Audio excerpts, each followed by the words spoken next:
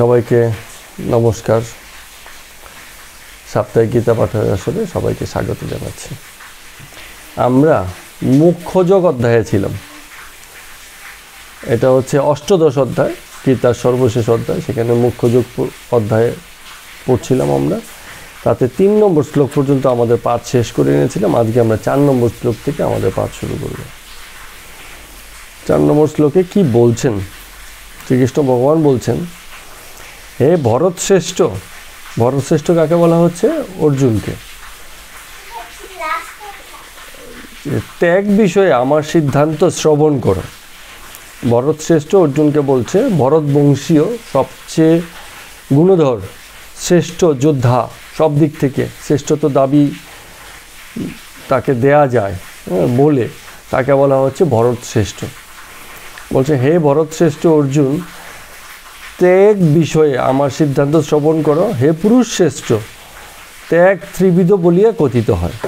এই ত্যাগেরও যে 3টে ভাগ, আমরা যেমন মোটামুটি প্রায় সব জিনিসে দেখেছি সত্য রজতম এই 3 ভাগে ভাগ করা যায়, তো ত্যাগকেও এরকম ভাগে ভাগ করা যেতে পারে। 3 রকমের ত্যাগ হয়, ত্যাগ ঘটে। তো প্রথমত এর আগে আমরা 3 নম্বর শ্লোকেও এই জিনিসটা দেখেছিলাম। বলছে যে কর্মত্যাগ তো হয়, যেটাকে আমরা সন্ন্যাস বলেছিলাম, কর্মসন্ন্যাস। কিন্তু পরবর্তীতে তাকে আবার খানিকটা সংশোধনের রাস্তায় গেল শ্রীকৃষ্ণ ভগবান, সেটাকে আবার বললেন যে কর্মত্যাগ হয় না। সন্ন্যাস মানে হচ্ছে ফলাকাঙ্ক্ষা ত্যাগ। কর্মের সঙ্গে যে ফল থাকে তার সঙ্গে জুড়ে যে ব্যক্তির চাওয়া পাওয়া, যে একটা সংযোগ ঘটে যায়, সেইটাকে ত্যাগ করার কথা বলছে। বা ফলের ভালো মন্দের সঙ্গে ব্যক্তির যে সম্পর্কটা দাঁড়িয়ে যায়, ভালো মন্দের স্থিতির, সুখ সুবিধার, তৃপ্তি অতৃপ্তির যে সম্পর্কটা দাঁড়িয়ে যায়, বলছে সেই জিনিসটা ত্যাগ হয়ে গেল। তো বলছে 5 নম্বর শ্লোকে এসে যে যজ্ঞ দান তপস্যারূপ কর্ম ত্যায্য নহে। আগেও বলা হয়েছে, উহা করাই কর্তব্য। যজ্ঞ মানে নিজের যা কিছু আছে উচ্চতর তাকে দান করে আরও কিছু উচ্চতর কিছু প্রাপ্তির আশা, সেখান থেকে যজ্ঞ হয়। এবং দান, যা কিছু অতিরিক্ত আছে দেওয়ার মতো, পাত্র, স্থান, তারপরে কালের উপর নির্ভর করে যাকে যা দেওয়া উচিত বলে মনে হয় এমন কিছু দান করা। এবং তপস্যা হচ্ছে যে আত্মশুদ্ধির জন্য যা কিছু করতে হয়, যেসব কর্ম করতে হয়, সেই সব কখনো ত্যায্য হতে পারে না। আমাদের নিজেদের অবস্থার উন্নতির জন্য, যে অবস্থাতে আমরা আছি, যেমন মানসিক স্থিতিতে আছি, সেই তার থেকেও উন্নততর মানসিক স্থিতি প্রাপ্তির জন্য, স্বভাবগত স্থিতি হতে পারে, সেসব প্রাপ্তির জন্য আমাদের যা কিছু কর্ম করণীয় তা কখনোই ত্যায্য হতে পারে না। এইটা বলা হয়েছে এমনকি বিদ্বান তপস্বী এবং সন্ন্যাসীদের জন্য চিত্ত শুদ্ধিকর। অর্থাৎ যারা বিদ্বান ব্যক্তি আছে তাদের জন্য এই বিষয়টা চিত্তশুদ্ধিকর। চিত্তশুদ্ধিকর কি, অনেক সময় আমরা কি হয়, কিছু খাবার খাই যেগুলো হচ্ছে রুচিবর্ধক, খাওয়ার রুচি বাড়িয়ে দেয়। ওই খাবারটা ইটসেলফ খেলে পরে যেটা হয় যে আমাদের মুখের রুচি বেড়ে যায়, যাতে আমরা অন্যান্য খাবারও খেতে পারি। এমন খাবারও আছে রুচিবর্ধক। তো এরকম কিছু জিনিস আছে যা করলে পরে চিত্তের বর্ধন ঘটে। হ্যাঁ হতে পারে টক জাতীয় খাবার, দই হতে পারে, স্যালাড হতে পারে, সে কাঁচা সবজি হতে পারে যেগুলি খেলে আমাদের রুচি বাড়ে। আমলকি হতে পারে, তেতো হতে পারে, তেতো খেলে রুচি বাড়তে পারে। কেন? তেতো কি হয়, স্বাদকে মানে উল্টো দিকে নিয়ে যায়। যে তেতো খায় তার একদম ইমিডিয়েট ফল কি হচ্ছে, সে তখনই কি চাইবে কি, অন্য কোনো খাবার খেতে। কেবল তেতোর স্বাদে সে থাকতে চায় না। যেমন তেতো ইটসেলফ নিজে যেমন তেতো, কিন্তু তার একটা উপকারী দিক হচ্ছে এটা খাওয়ার পরে অন্য কিছু খাওয়ার মানে ইচ্ছাটা আরও বেশি জাগবে। তেতোতে মানুষ থাকতে চায় না, সে কোনো মিষ্টি, ঝাল, টক, হোয়াটএভার আরও যেসব টেস্ট আছে সেই সব টেস্টের দিকে যেতে চায়। তার মানে কিছু জিনিস আছে যা চিত্তশুদ্ধিকর।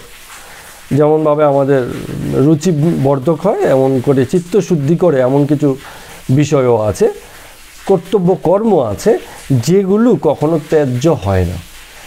কেউ বলবে হরিনাম করছি, এটা কি ত্যাগ করে, এটাও তো এক প্রকারের কর্ম, চলো ভাই এটাও ছাড়ি না, এটা ছাড়ার বিষয় নয়। ঈশ্বর ভাবনা হচ্ছে, ঈশ্বর গবেষণা হচ্ছে, ঈশ্বর ধ্যান হচ্ছে, ঈশ্বর সম্পর্কে বোঝার আকুতি মিনতি এবং তৃষ্ণা এসে গেছে জীবনে, এসবকে ত্যাগ করতে হবে? এসবকে ত্যাগ করা যাবে না। এগুলো জীবনে থাকে, কারণ এগুলোই জীবনকে সামনের দিকে এগিয়ে দেয় বা উচ্চতর করে দেয় আমাদেরকে। তো তাই জন্য বলছে যে যজ্ঞ, দান এবং তপস্যা রূপ কর্ম বা এই আশ্রয়ী কর্ম যেসব আছে, সেগুলো ত্যাগ করা কখনোই কর্তব্য নয়, তার সেসব বিষয়ের ত্যাগ কখনো হয়ও না। এবার আমরা 6 নম্বর শ্লোকে যাই। 6 নম্বর শ্লোকে গিয়ে বলছে যে হে পার্থ, এই সকল কর্ম ও কর্তৃত্ব অভিমান ও ফল কামনা ত্যাগ করিয়া করা কর্তব্য, ইহা আমার নিশ্চিত মত এবং ইহাই উত্তম মত। 6 নম্বর শ্লোকে বলা হলো। তো বারবার গীতা যেখানে বলছে যে সবসময় তো কর্তার কর্তৃত্ব অভিমান এবং ফলের সঙ্গে তার যে সংযোগ, এবং সেই সংযোগের কারণে কর্তার যে তার যে উচ্চতা থেকে তাকে যে সাধারণে নিয়ে আসা হয় এই স্থিতির জন্য, সে সাধারণের পর্যায়ে পতিত হয়ে যায়, সেই জায়গাটাকে মহৎ করার লক্ষ্যেই কর্তৃত্ব অভিমান ত্যাগ এবং ফলের সঙ্গে ব্যক্তিগত সংযোগের জায়গাটাকে ছিন্ন করার জন্য ভগবান শ্রীকৃষ্ণ বারে বারে বলেছেন। কর্তৃত্ব অভিমান ত্যাগ মানে কি?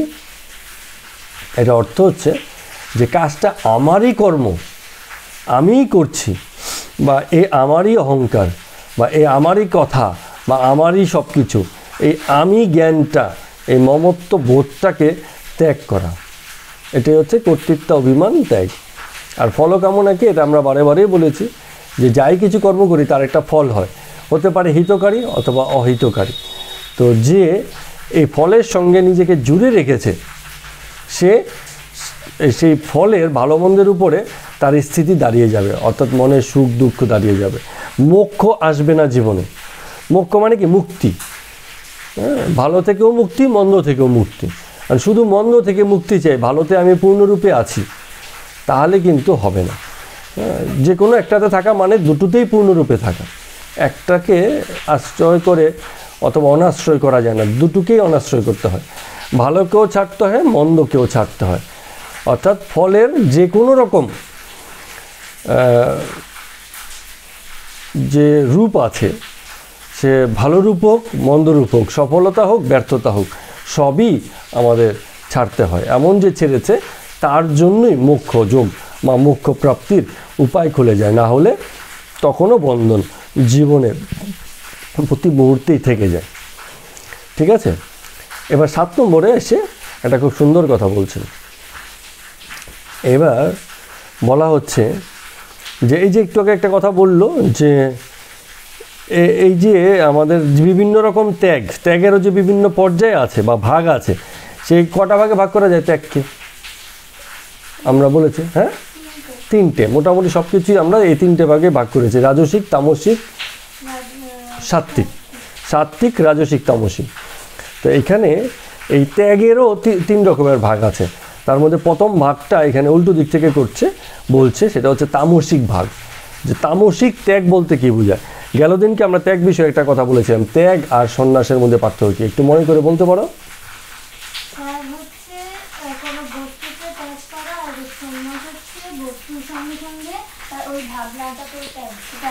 খুব ভালো।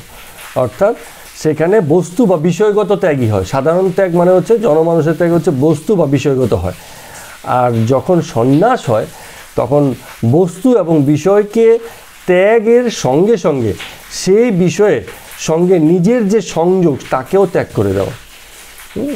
খুব ভালো বলেছো, থ্যাংক ইউ। তো এইখানে আমরা একটা দুটো বিষয়, এইখানে যখন ত্যাগের কথা বলছে তামসিক, রাজসিক এবং সাত্ত্বিক, এই জিনিসটা একটুখানি বুঝবার আছে। প্রথমত তামসিক ত্যাগটা খুব সুন্দর বলেছে। এখানে বলছে স্বধর্ম বলিয়া যাহার যে কর্ম নির্দিষ্ট আছে, আমি অনুবাদটা পড়ছি, স্বধর্ম বলিয়া যাহার যে কর্ম নির্দিষ্ট আছে সেই কর্ম ত্যাগ করা কর্তব্য নহে, মোহবশত সেই কর্ম ত্যাগ করাকে তামস ত্যাগ বলে।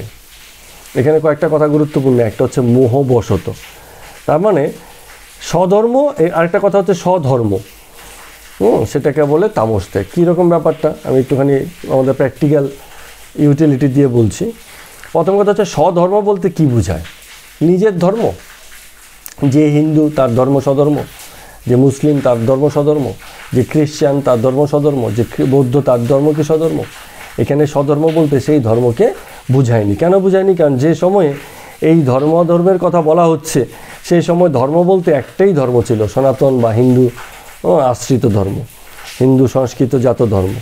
তো সেখানে বহু অপরাপর ধর্মের কোনো ব্যাপার নেই, সুতরাং সেখানে স্বধর্মেরও কোনো ব্যাপার নেই। এখানে স্বধর্ম বলতে বোঝাচ্ছে মানুষের স্বভাব এবং প্রকৃতিজাত ধর্ম। মানুষের একটা মানুষের এক এক রকম স্বভাব, এক এক রকম প্রকৃতি হয়। সেই প্রকৃতি কিসের উপর নির্ভর করছে? তাও তার সত্য রজতম এই তিনের খেলার উপরেই সে দাঁড়িয়ে, এর উপর ভিত্তি করে তার একটা ধর্ম দাঁড়িয়ে যায়, তার একটা স্বভাব দাঁড়িয়ে যায়, তার একটা প্রকৃতি দাঁড়িয়ে যায়। সেইটাতে থেকে যে কর্ম করে সেই কর্মটা তার জন্য উৎকৃষ্ট, সহজ এবং তার থেকে সবচেয়ে ভালো ফল পাওয়া যায়। কীরকম? ধরা যাক একজন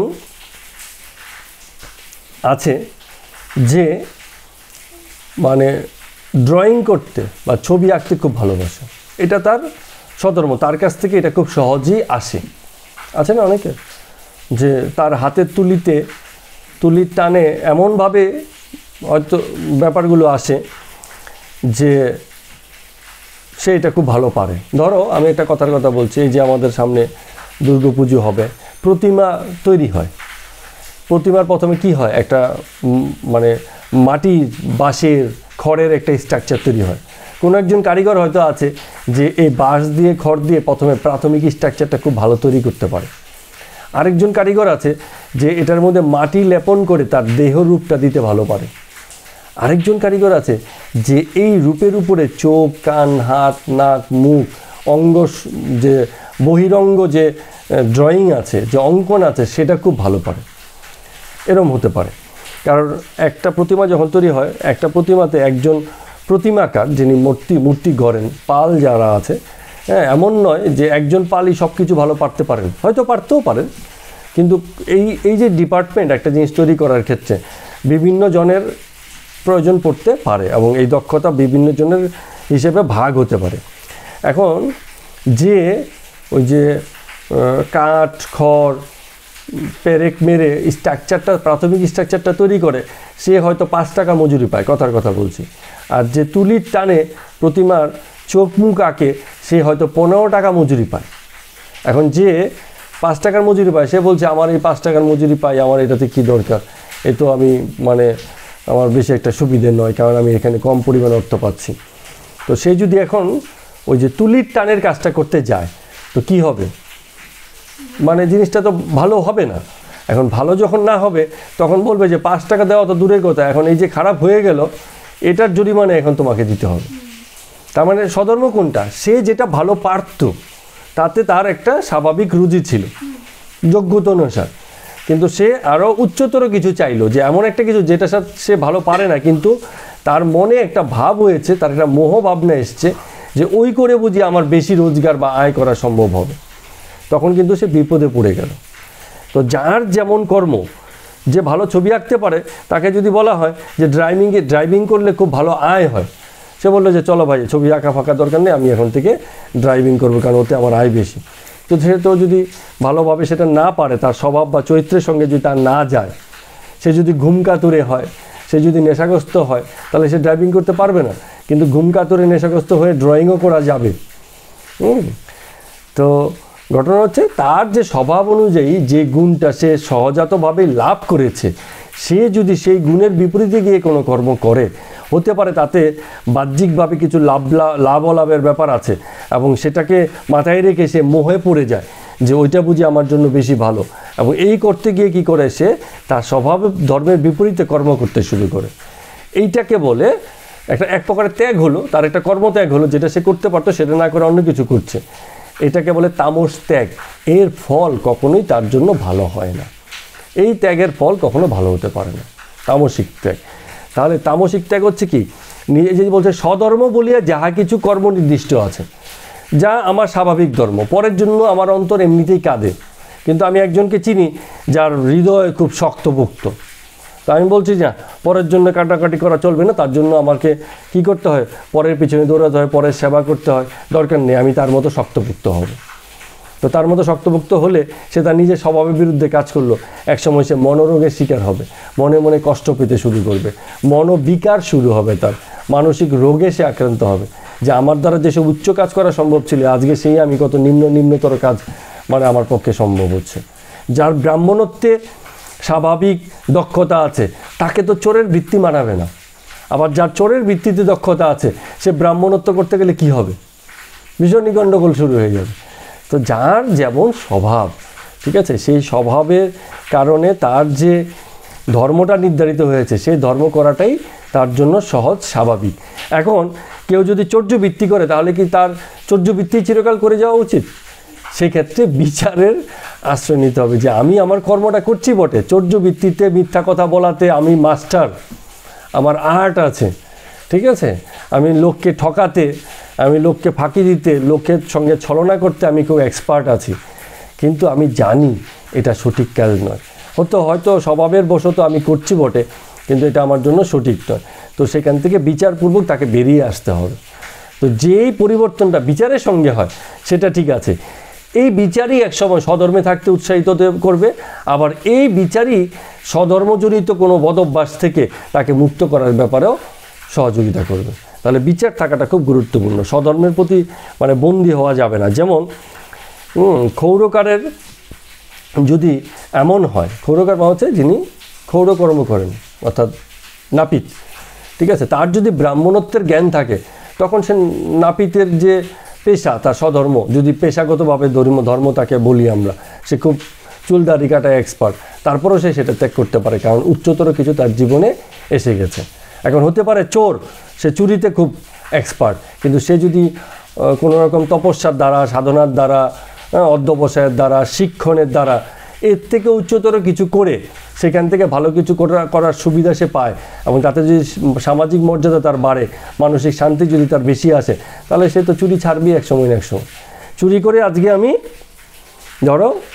আমি চোর, চুরি করে আমি আজকে 500 টাকা রুজি করছি, হ্যাঁ, কিন্তু আমার একটু শিক্ষকতার করার ক্ষমতাও আছে, তাতে 1000 টাকা রুজি হচ্ছে, তা আমি কি চুরি করব? শিক্ষকতার পেছনে যাব। অথবা এমন হতে পারে যে 500 টাকা রুজি হয় চুরি করে, কিন্তু 300 টাকা রুজি হয় শিক্ষকতা করে, তারপরেও আমি শিক্ষকতা করব, কারণ আমার বিচার বলবে যে শিক্ষকতায় 300 টাকা রুজি হলেও তাতে মানসিক শান্তি অনেক বেশি আছে, কর্মের ঝুঁকি কম। চোরের তো 500 টাকা আয়ই নয়, যেদিন ধরা খাবে সেদিন কি হবে, এমন মারবে, হ্যাঁ, শারীরিক নিগ্রহ তো বটেই, জীবন চলে যাওয়ার শঙ্কাও আছে। তো এইসব চিন্তা করে যার মধ্যে এই বিচার থাকবে এবং জীবনে নিজেকে উচ্চতর জায়গায়, যে অবস্থায় আমি আছি, স্বধর্ম বলে যা আমার স্বভাবত ধর্ম, সহজাত ধর্ম আছে বা স্বভাবজাত কর্ম আছে, সেগুলোকেও আমি উচ্চতর জায়গায় প্রতিস্থাপন করতে পারি উইথ প্র্যাকটিস, অভ্যাসের দ্বারা, গুণার্জনের দ্বারা। তো প্রথমে যে কথাটা দিয়ে শুরু করেছিলাম সেই কর্মটাও হতে পারে, যেই ব্যক্তি কি হয় সেই খড় বাঁশ দিয়ে প্রাথমিক মূর্তিটা গড়ে, সে ভালো মাটিও দিতে পারবে, সে তুলির টানও ভালো আঁকতে পারবে যদি তার অধ্যবসায়, ধ্যান এবং সেই সব বিষয়ে মানে তার আগ্রহ এবং ইচ্ছা প্রচণ্ড রকমেই থাকে।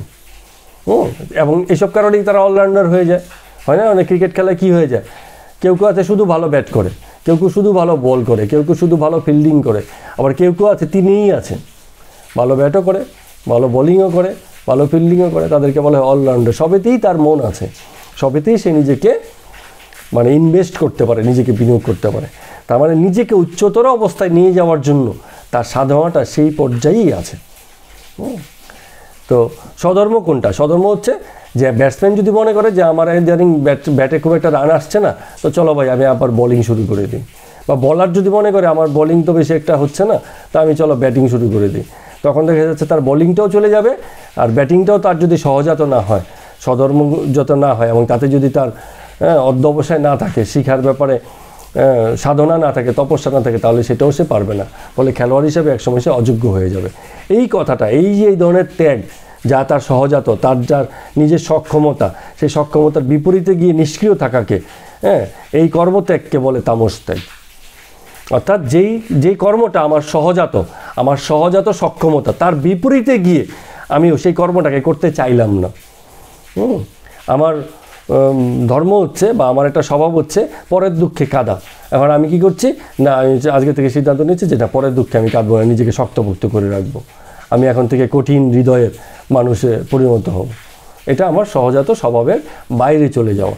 এবং এরম করে যদি আমরা কোনো কর্ম করি বা কোনো ত্যাগ করি, চোখের জল পড়তো, সেটাকে ত্যাগ করলাম, আজ থেকে চোখের জল আর পড়বে না, অপরের দুঃখে আমরা আর কাঁদবো না, এরকম একটা অবস্থা আমি নিলাম। এই যে ত্যাগটা, এই ত্যাগটা হলো কি তামস ত্যাগ, কারণ চোখের জল তোমার সহজাত। যখন এই গুরুবাই কেউ মারা যেতেন বা মারা গেছেন, এরকম ঘটনা ঘটেছে, তখন স্বামী বিবেকানন্দও চোখের জল ফেলেছেন। তো অপরাপর গুরুবাইরা বলতো যে আপনি তো সন্ন্যাস, আপনি কেন কাঁদছেন?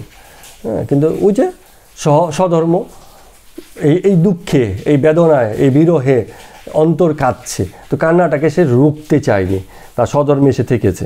সন্ন্যাসও আছে, উচ্চতর দক্ষতা যা সে অর্জন করেছে তাতেও সে আছে, আবার অন্তর্দহনও আছে, সেখানে ব্যথাও আছে, এবং সেই ব্যথার জন্য তার চোখের জলও আছে। সন্ন্যাসীর পক্ষে যদিও চোখের জল মানায় না, কিন্তু যে সন্ন্যাসী চোখের জলও ফেলে, সে তার স্বধর্মীয় আছে বলে জেনে নিতে হবে। সে আপন চরিত্রকে সবচেয়ে ভালো বুঝেছে। জোর করে চোখের জল আটকে রাখার কোনো মানে হয় না। তো স্বধর্মই থেকে যেসব কর্ম আসে, সেটি হচ্ছে সকর্ম, সহজ কর্ম বা স্বভাবজাত কর্ম। সেই কর্মের বিপরীতে কোনো কর্ম যদি আমরা করি বা কর্ম ত্যাগ করি, স্বভাবজাত কর্মটাকে যদি আমরা ত্যাগ করি, তাহলে সেটাকে বলে তামসিক ত্যাগ। ঠিক আছে? লোকে খারাপ বলে আমি আর মাঝি থাকবো না, লোকে খারাপ বলে আমি আর ময়লা পরিষ্কার করব না, এরকম হয়ে গেল। কিন্তু পরে সে যা করলো তাতে তার খাওয়া জুটলো না, অথবা তাতে তার মন লাগলো না। সবার পক্ষে সব কিছু করা সম্ভব নয়। যে যা করছে তাই যদি উৎকৃষ্ট রূপে করে, তার থেকে তার সর্বোচ্চ কর্ম এবং তার থেকে যে কর্মের ফল যা কিছু আসে, সেটা তার আসা সম্ভব তার পক্ষে। কিন্তু যিনি নিষ্কাম, যিনি সন্ন্যাস নিয়েছেন, তিনি ফলের আশা করেন না। তিনি মন্দ কর্মও করেন, শূদ্রের কর্মও করেন, ব্রাহ্মণের কর্মও করেন, তাতে তার কিছু যায় আসে না, কারণ কর্মের ভেদ তার কাছে নেই, কর্মভেদের বাইরে চলে যান। তো এই যে আত্ম অহংকার, যেখান থেকে কর্তা ভাবছে যে এই কর্ম আমার অথবা এই কর্ম আমার নয়, এই কথাটা কে ভাবছে? কর্তা নিজেই তো ভাবছে যে এই যে কাজটা করছে এটা আমার নয়, আবার এই যে কাজটা করছে এটাই আমার কর্ম। এরকম যে ভাবনা, এই ভাবনা সন্ন্যাসীদের নেই।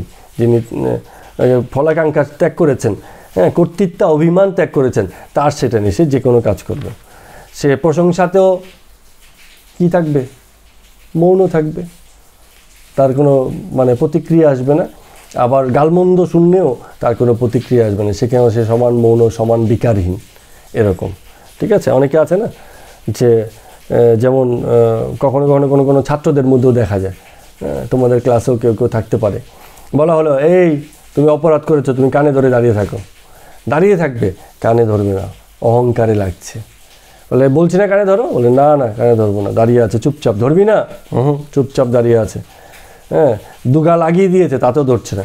বলে যত খুশি তত মারো, অসুবিধা নেই, আমি কানে ধরবো না। এটা হচ্ছে আমার অহংকার, যে আমি কানে হাত দেবো না। ঠিক আছে? এরকম অহংকার। তো কত রকম অহংকার হয়, অদ্ভুত অদ্ভুত সব অহংকারের কথা শুনেছি।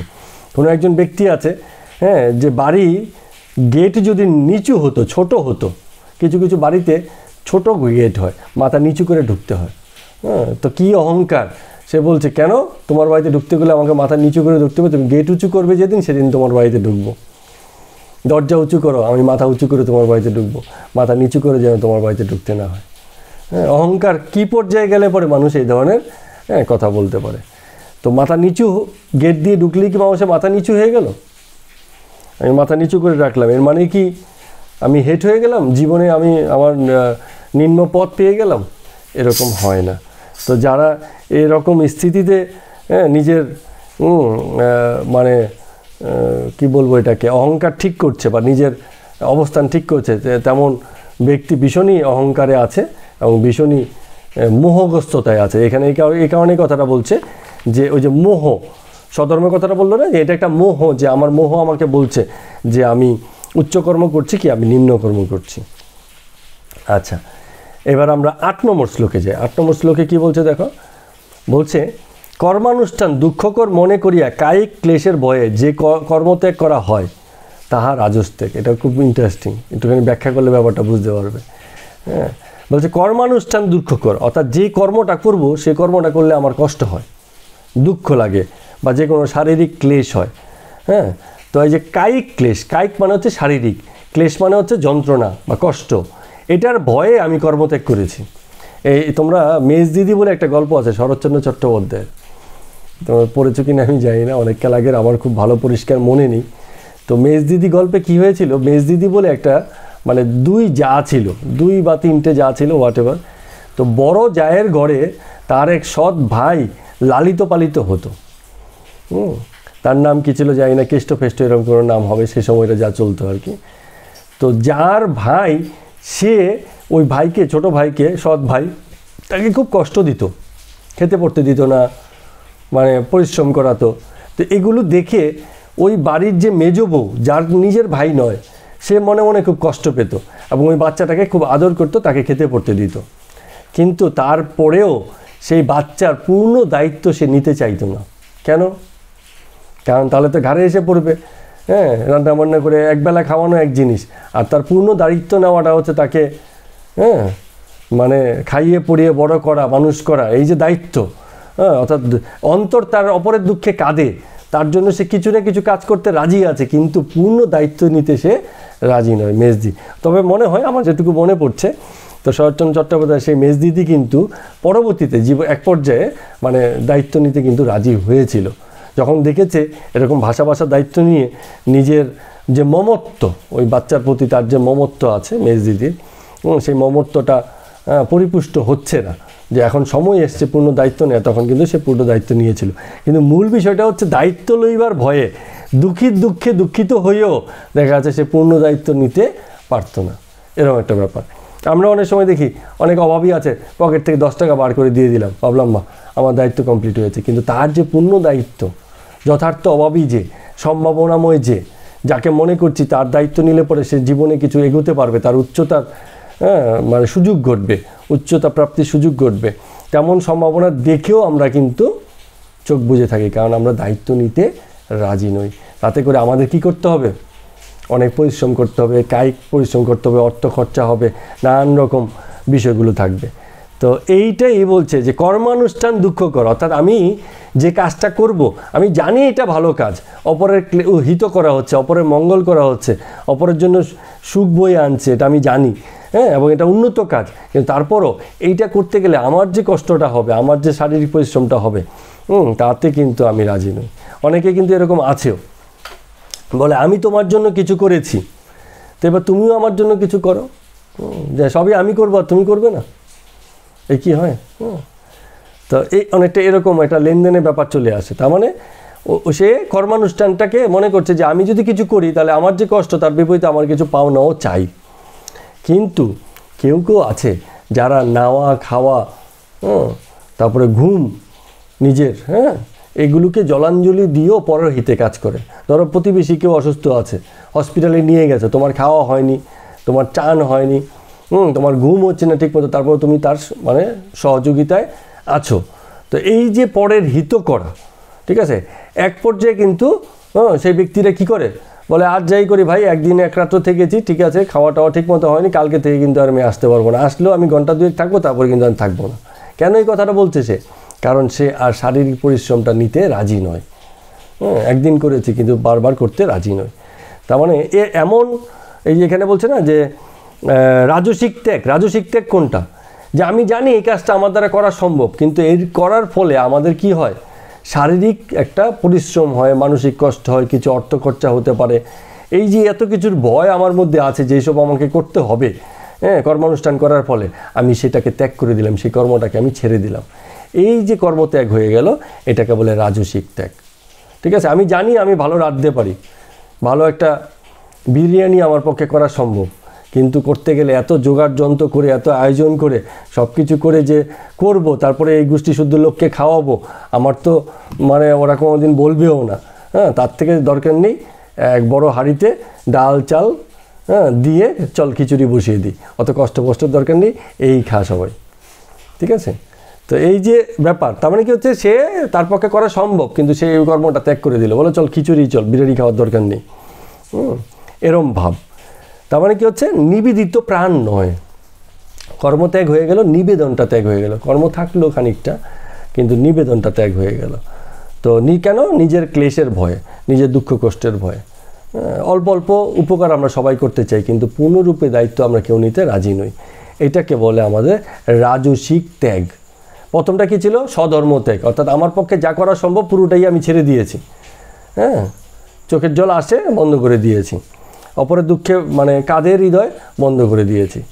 হ্যাঁ, কিন্তু এখানে এসে দেখা গেল যে নিজের শারীরিক ক্লেশ, তারপরে স্যাক্রিফাইস, ত্যাগ, অর্থত্যাগ, কায়িক শ্রম, এগুলোকে ত্যাগ করতে হবে বলে সেই সব জিনিস কর্মটাকে আমরা ত্যাগ করে দিচ্ছি। এটাকে বলে রাজসিক ত্যাগ। তো এই ত্যাগের ফল তো যেমনই হোক না কেন, মানুষের মহত্তর স্থিতি আনয়ন করে না, মানুষকে মহৎ বানায় না, এইসব বিষয়ের কারণে। বোঝা গেল? আচ্ছা, এবারে আসো আমরা 9 নম্বরটাতে যাই। এবারে কোনটা করবো বলো তো? সাত্ত্বিক ত্যাগ। সাত্ত্বিক ত্যাগ কোনটা? সাত্ত্বিক ত্যাগ হচ্ছে এখানে এই যে সুন্দর বলছে যে, হে অর্জুন, 9 নম্বর শ্লোকে বলছে, কর্তৃত্ব অভিমান ও ফলকামনা ত্যাগ করিয়া। কর্তৃত্ব অভিমান কি? কে করছে? আমি করছি। ওই প্রথম যে দুটো আছে, যে আমার কষ্ট হচ্ছে, হ্যাঁ, তো সেইখানে ওই ব্যক্তি যদি তার কর্তৃত্ব অভিমান থাকে, হ্যাঁ, তাহলে সে বলবে যে আমার কষ্ট হচ্ছে, আমি যে কাজটা করছি তোমার জন্য, আমার কি পাবো, আমি কি পাবো, আমারও তো কিছু চাই। এই কথাগুলো তার আসে কে? কখন? যখন সে তার একটা অভিমান থাকে যে এখানে এই কর্মটা আমার দ্বারা হচ্ছে, আর অন্যের হিত করছে, অন্যের উপকার করছে, কিন্তু তারপরও ব্যক্তি ভাবছে এই কর্ম তো আমার নয়, আমি করছি বলে তো মনে করছি না। কর্তৃত্ব অভিমান হারিয়ে গেছে। এমন যদি হয়, ফলকামনাটা কোনটা? ওই যে ব্যক্তি হসপিটালে গেছে, সে বাড়ি এসে সুস্থ হয়ে কি করলো? আমাকে ডেকে নিয়ে বলল, ভাই তোমার যে মানে অবদান আমার অসুস্থতার সময়ে আমি মানে তোমার কাছ থেকে পেয়েছি, তার জন্য আমি ভীষণই কৃতজ্ঞ। একটা ফল পেলে, কি ফল পেলে? যে একটা আশীর্বাদ এলো, বললো তোমাকে আমি আমার মন থেকে আশীর্বাদ করলাম, স্তুতি করলো যে তোমার মতো ছেলে আমাদের এই পাড়াতে আর একটাও নেই, এত সুন্দর তুমি কাজ করেছো। প্রশংসা হলো যে আমার তো আরও নিজস্ব ব্রাদার আছে, হ্যাঁ, ভগিনী ভাই আছে, তারাও আমার জন্য এত করেনি যতটা তুমি করলে। প্রশংসা। এবং আমার সুস্থতার পুরো কৃতিত্ব তোমার, আমি যে বেঁচে আছি পুরো কৃতিত্বই তোমার। এই যে বলা হলো, এতে ব্যক্তির অহংকার কী হলো? মোটা হয়ে গেল। কিন্তু যদি কেউ সাত্ত্বিক ত্যাগ করে, বা সাত্ত্বিক ত্যাগের দ্বারা নিজের এই কর্মটা করে, তাহলে সে কি করবে? সে এসবের জন্য কিন্তু মানে বসে থাকবে না। অথবা এমনও হতে পারে, তুমি ভাই আমার জীবন ফিরিয়ে দিয়েছো, চলো ভাই তুমি 10,000 টাকা রাখো, অথবা এক কাজ করে, কিছু না হোক আমি একদিন ভালো মন্দ রান্না করি, তুমি আমার বাড়িতে মানে দুমুঠো খাবে, এরকম ব্যবস্থা করা হলো। তার মানে কিছু একটা রিটার্ন পাওয়া গেল। কিন্তু যিনি সাত্ত্বিক ত্যাগ করে দেন, তিনি রিটার্নের অপেক্ষা করেন না। এমন লোককেই হিতকার হিসাবে নিজের মানে কর্মকে তিনি নিয়োগ করেন, এমন লোকের জন্যই যে তার রিটার্ন দেওয়ার কোনো রাস্তাই রাখে না, যে আমার রিটার্ন বা স্তুতি, প্রশংসা, কৃতিত্ব দেবে, এসবের কোনো বালাই নেই, দরকারই নেই। এবং সেসব সে চায়ও না, দিলেও সে তাতে কিছু মনে করে না, না দিলেও সে কিছু মনে করে না। কারণ কি? সে ভাবছে যে কর্মটা আমার দ্বারা হচ্ছে বটে, কিন্তু এই কর্ম আমি করছি না, এই জগৎ হিতে কর্ম করাটা আমারই অস্তিত্বের দ্বারা সম্ভব, এবং তাই আমি করছি, হিত করতে হয় তাই করছি, আমার নিজস্ব কোনো এখানে কৃতিত্বের জায়গা নেই। তো এরকম যে ব্যক্তি আছে, তিনি যখন মানে কর্তৃত্ব অভিমান এবং ফলকামনা ত্যাগ করেন, সেই ত্যাগটাই হচ্ছে সাত্ত্বিক ত্যাগ। কর্মত্যাগ হচ্ছে না। এর আগেরগুলোতে কর্মত্যাগ হয়ে গেছে, রাজসিক ত্যাগে, তারপরে কী হচ্ছে তামসিক ত্যাগে, হ্যাঁ। কিন্তু এখানে সাত্ত্বিক ত্যাগে কী হচ্ছে? কর্মটা ত্যাগ হয়নি, এখানে কী হচ্ছে? কর্তৃত্ব অভিমান এবং ফলকামনা ত্যাগ হয়ে গেছে, ফলের আশাটা ত্যাগ হয়ে গেছে। কে ভালো বলবে, কে মন্দ বলবে, এসবের কোনো পরোয়া নেই। বললে বললো, না বললে না বললো। অনেকে আছে যে ওর জন্য আমি এত কিছু করলাম, একদিনও স্বীকার করলো না, মানে এরকম আছে। কিন্তু এখানে যে ব্যক্তির কথা বলছে, সে সাত্ত্বিক ত্যাগে নেই, হ্যাঁ, সে রাজসিক আছে। যে কারোর জন্য করে তার কাছ থেকে তার কিছু চাই এরকম একটা মনোভাব আছে, অ্যাটলিস্ট কমপক্ষে স্তুতি প্রশংসা এসব যেন তার কাছ থেকে পাওয়া যায়। কিন্তু সাত্ত্বিক ত্যাগে কর্তৃত্ব অভিমান থাকে না, কে করেছে? আমি করেছিলাম তোমার জন্য, ভুলে তো গেছি, আমার তো মনে নেই ভালো মতো, সে ভুলেই গেবে। আর তুমি ভালো বলছো, আচ্ছা ভালো বলছো, ঠিক আছে চলো ভাই, তুমিও পারলে কারোর জন্য করে দিও, আমাকে প্রশংসা করার দরকার নেই। আমাকে কিছু দিতে চাও, আমি তোমাকে একসময় দিয়েছি বলে আমাকে দেওয়ার দরকার নেই, অন্য কেউ অভাবী লোককে তুমিও দিয়ে দাও। ঠিক আছে, এরকম মনোবাসনা, এটাই হচ্ছে সাত্ত্বিক ত্যাগ। এবং এটা কিন্তু কর্মত্যাগ নয়, কর্মপূর্ণরূপী আছে, কিন্তু ব্যক্তি এখানে কর্তৃত্ব অভিমান এবং ফলাকাঙ্ক্ষা, ফলের যে প্রভাব, ফলের সঙ্গে তার যে ব্যক্তিগত সংযোগ, সেই জায়গাটাকে সে ত্যাগ করে দেয়। ঠিক আছে, খুব সুন্দরভাবে শ্রীকৃষ্ণ ভগবান বলে যে এই ত্যাগেরও 3টে ভাগ তিনি দেখালেন। তো মূল আলোচনা এখানে ছিল, 9 নম্বর পর্যন্ত আমরা আজকে রাখছি। আগামী দিন আমরা 10 বা ততোধিক যেসব শ্লোক আছে সেগুলো আমরা পড়বো। আজকে পর্যন্ত এখানেই শেষ করছি। সবাইকে প্রণাম, নমস্কার। আজকের মতো গীতা পাঠ এখানেই শেষ করছি।